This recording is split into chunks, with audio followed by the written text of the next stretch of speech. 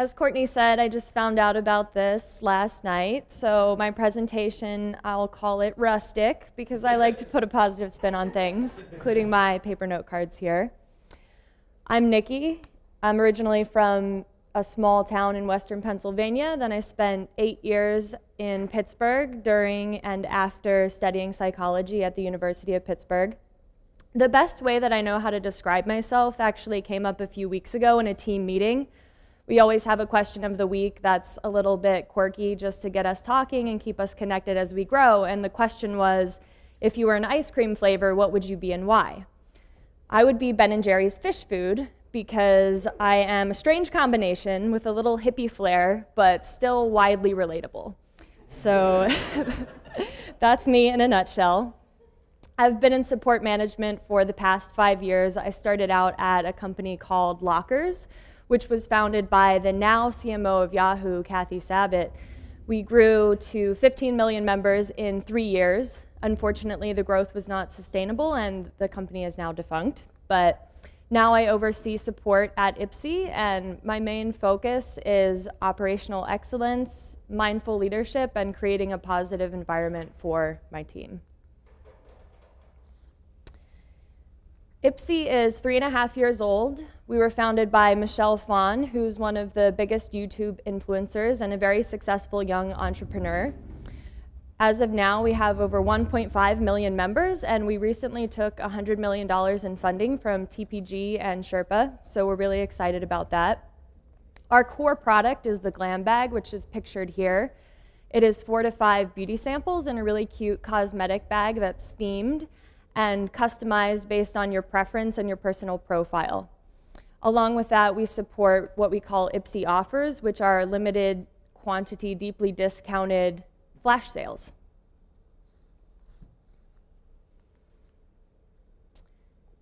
In terms of my team, when I started around 2 years ago, we had 6 members, and we're much bigger than that now, similar to the size of Eventbrite. I can tell you offline, but that's not a number I can disclose on camera. We are 24/7 operation across 4 time zones. And in terms of the mix of contacts, we are 93% email-based, 6% social media. That's really big in our community and one of the ways that we grew so quickly, and 1% phone. On social, we support Facebook, Instagram, YouTube, which is a lot of fun, as Vivian alluded to, and 2 Twitter handles are branded at Ipsy and also our customer service at Ipsy Care. And to give you an idea of our team scale, we have 5 dedicated agents just on social. And for phone, we share that across the team because it's such a small part of what we do.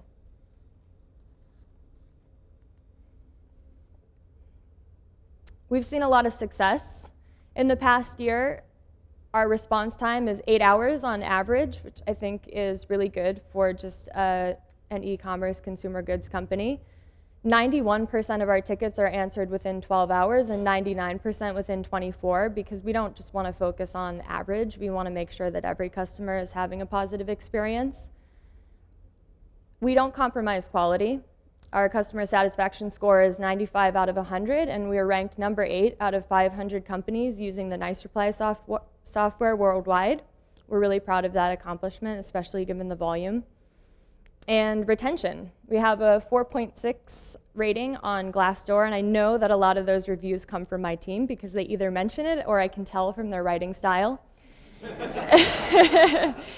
And we have a 10% agent attrition, which we're really proud of. It's hard to find an industry standard for that. I'd be interested in hearing all of your thoughts later, but I've heard it quoted as high as 30%.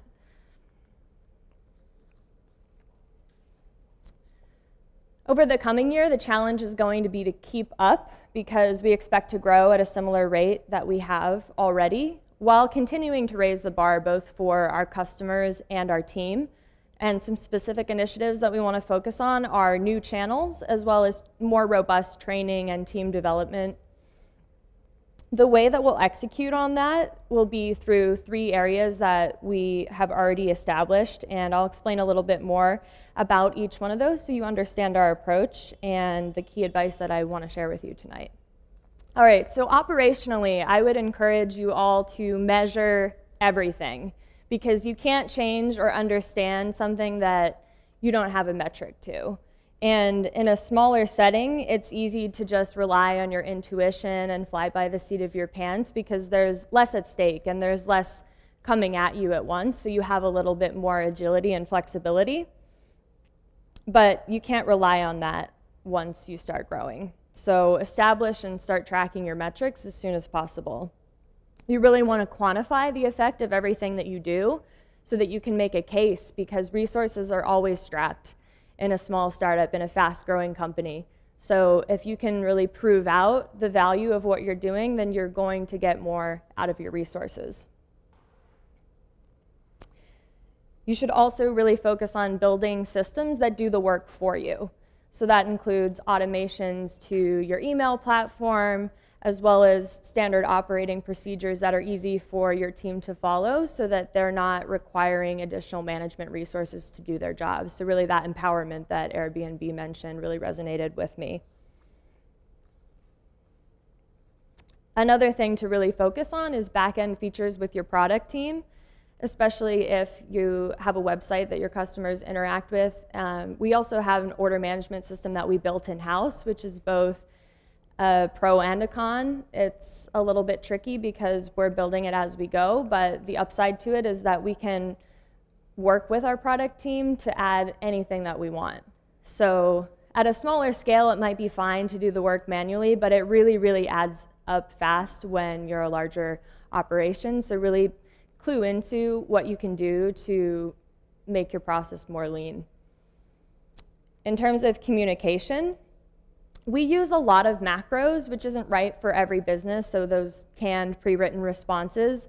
We're very transactional, and our customer base cares about getting the right answer fast. We do encourage personalization, and that's something that we look out for on our quality metrics and that we've built into our scorecard for our agents. But in order to help them meet that same consistent voice when they're writing off macro, we have tone and style guides that we've established, as well as consistent workshops so that they're able to really portray the Ipsy brand when they're speaking outside of something that's pre-written. Something that's served us really well has been building an internal infrastructure for communication, and that includes our Confluence platform.